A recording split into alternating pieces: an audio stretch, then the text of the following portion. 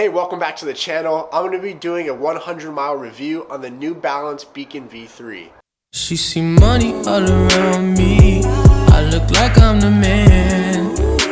At an $120 price point, the New Balance Beacon V3 is intended to be a lightweight, everyday trainer.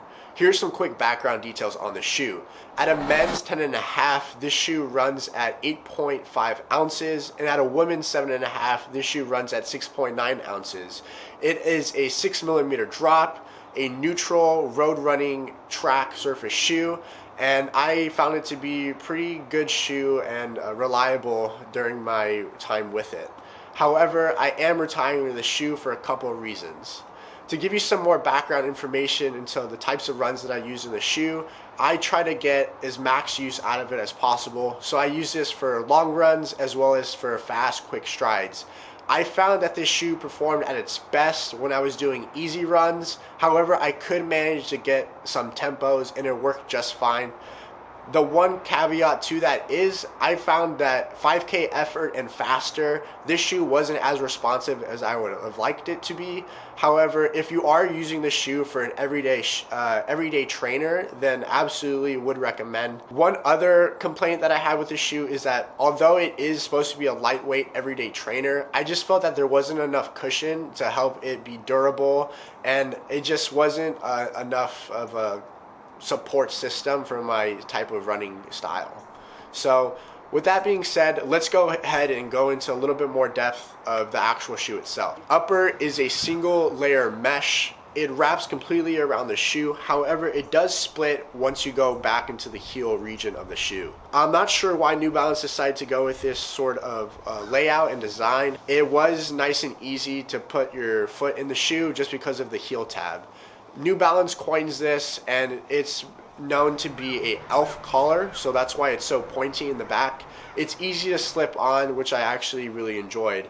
There's also a heel cushion on both sides of the shoe, so your ankle is able to get some support back there. Moving on to the tongue, it's a traditional tongue. There's not much going on to it. It isn't gusseted at all, which I found to be not too much of a problem. It was a little unreliable because of how much it would shift while I ran.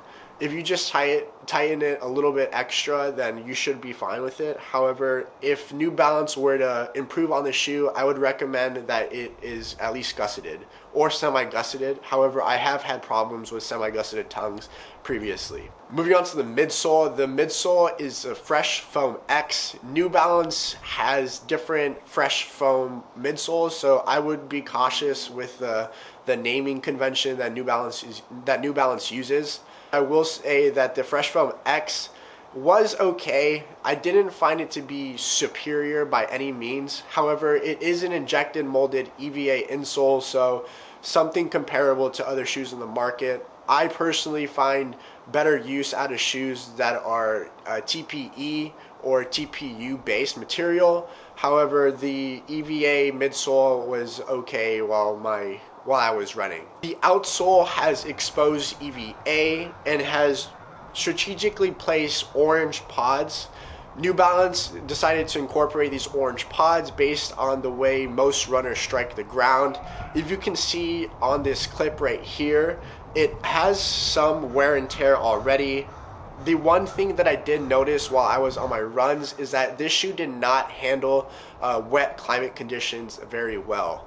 I didn't feel like I had a good gripping on road surfaces, and I was definitely extra cautious while running downhill, especially just because I felt that I wasn't being fully supported by the shoe. So that is one thing to look out for if you do live in a cool environment. I'm currently in Ithaca, New York, and it gets very cold, wet, and snowy here. So I don't know if I'm actually going to be able to use this a lot during my runs outside when it is wet. Overall, the New Balance Beacon V3 was a pretty good shoe. If you are looking into the market of getting a shoe, especially at a $120 price point, I would recommend getting the New Balance Beacon V3 just because it was still comfortable and it was a smooth ride. However, I just don't think it necessarily met my expectations of what I wanted to get out of the shoe.